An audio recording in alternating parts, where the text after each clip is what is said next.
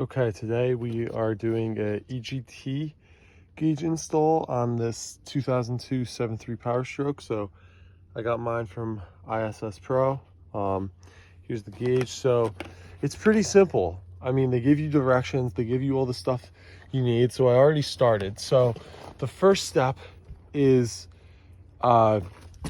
getting under the truck and finding where you want to put the port. So I'm on the driver's side. There's the oil filter.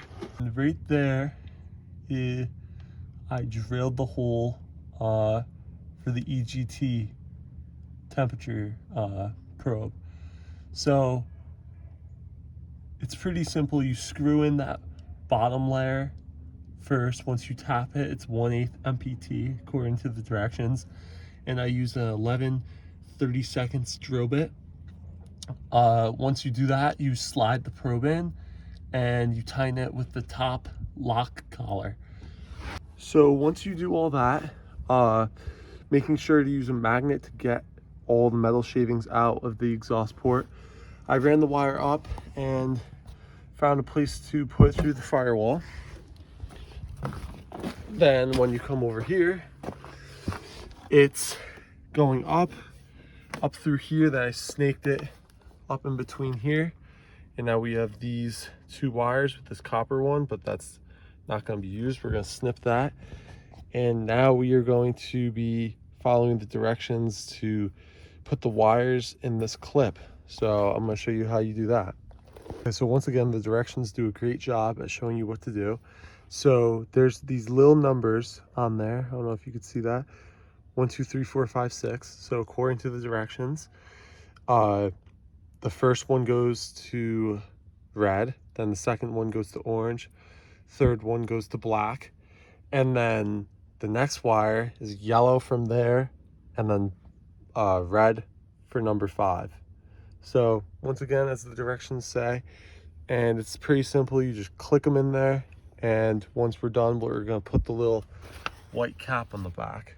Okay, so this is how your wires are going to start to look when you use this tool provided.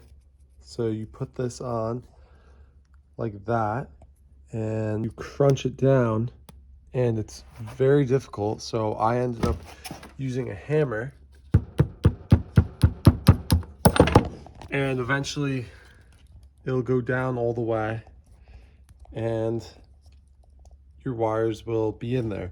Then you could clip the excess off. Okay, so once you have all these wires in there, just put your little white cap back on, and now you have to come down to your headlight bezel.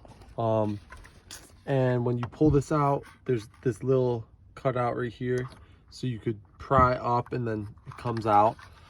Once you do that, you could unplug these. The little clip is right there, same thing right there. Just press that in, pull it out. And now we have to wire the 3 wires right here. 1, 2, 3. So the red one first. If you go to this wire right here, that red and lime one, just right down there, it should be the pin that's second over. Get one of those little connectors and splice into it. And then I connected that to the fuse that's given to you. So all this goes to the red wire. So I just want to make an edit real quick. If you go to this black plug, the first wire on the top, this blue and red one, that's where the orange wire should go. Because when you turn on your headlights, the gauge comes on, and as you bring this up and down, the gauge becomes brighter or dimmer. And it's not pulsing like that in real life, but on camera it is. And the last wire is the ground.